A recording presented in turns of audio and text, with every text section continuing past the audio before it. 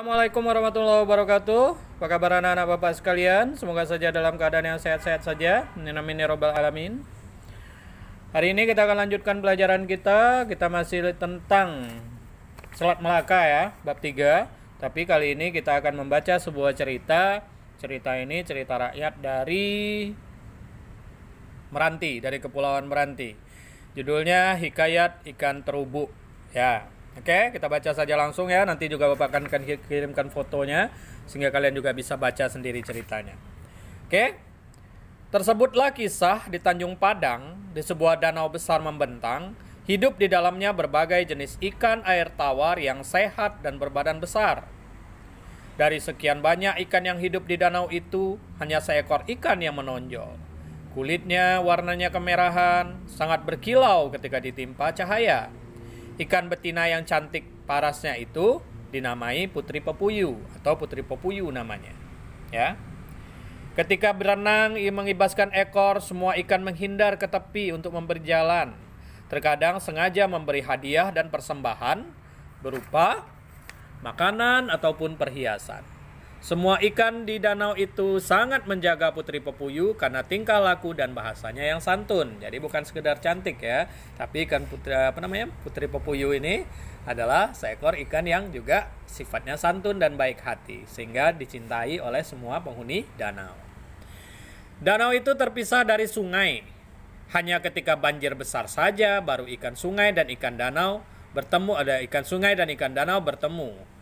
Ketika banjir besar datang, banyak ikan sungai yang melihat kecantikan Putri Pepuyu. Jadi apabila ada banjir besar, tentu saja airnya meluap sehingga air danau dan sungai yang terpisah tadi akhirnya bertemu.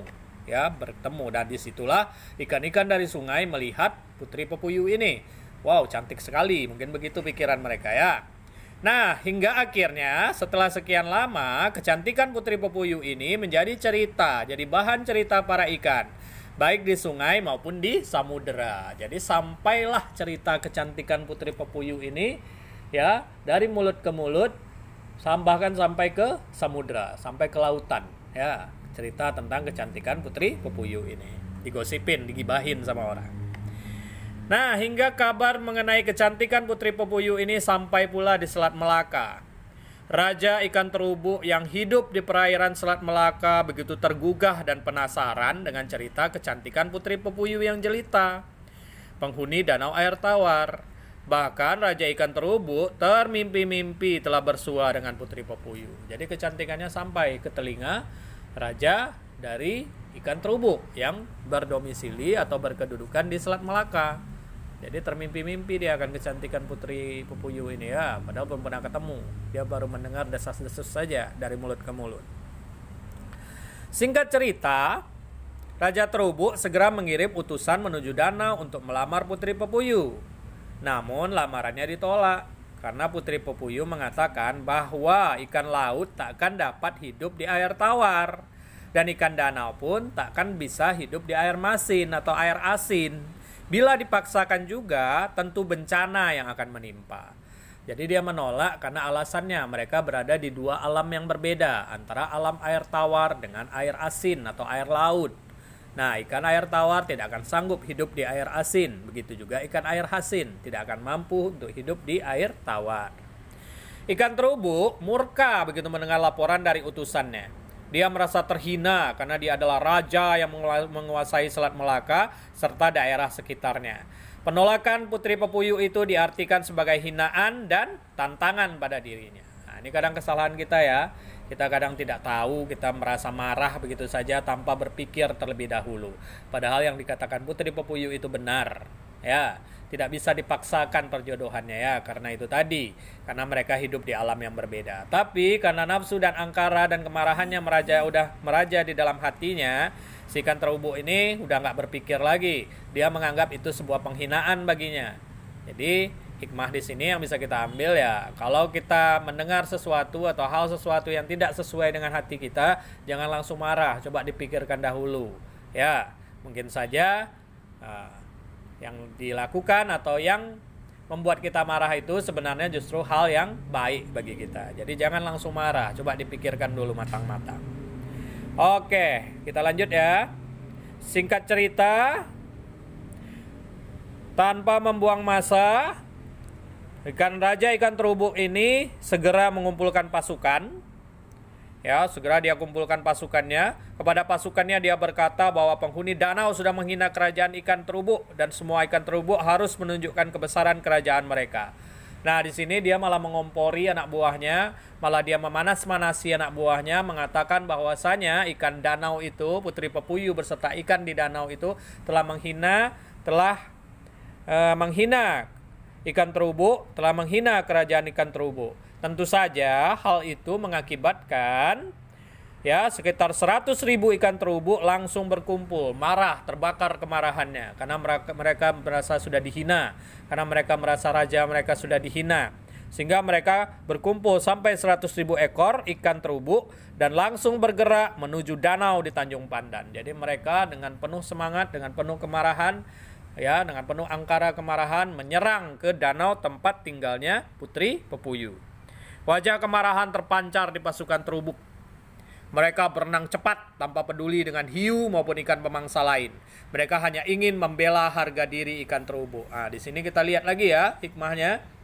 Ya, kita mungkin itu tadi karena cepat terbakar kemarahan sehingga tidak berpikir lagi, main hantam saja, main hajar saja. Sementara apabila kita dudukkan dulu permasalahannya, mungkin permasalahannya akan lebih jelas. Nah, di sini kita lihat yang terjadi adalah seperti ini.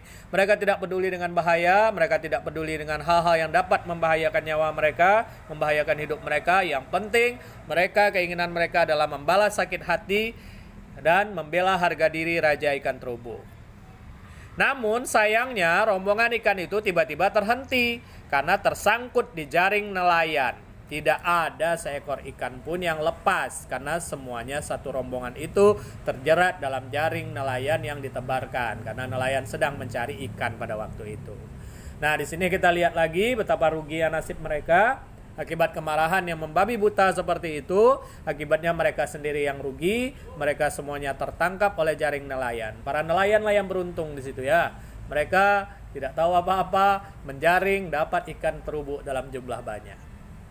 Jadi disitulah hikmah ceritanya. Kalau menurut Bapak, hikmah ceritanya kita harus pertama hikmah ceritanya jangan memaksakan sesuatu yang memang tidak sesuai untuk kita. Jangan memaksakan diri kita.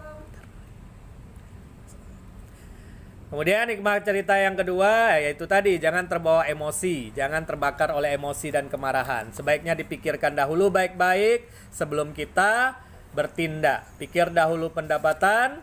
Nah, kalau tidak menapa kita akan rugi sendiri. Oke, sampai di situ saja pelajaran kita. Tugas yang akan kita kerjakan hari ini untuk minggu berikutnya adalah membuat pantun ya. Semoga bisa kalian.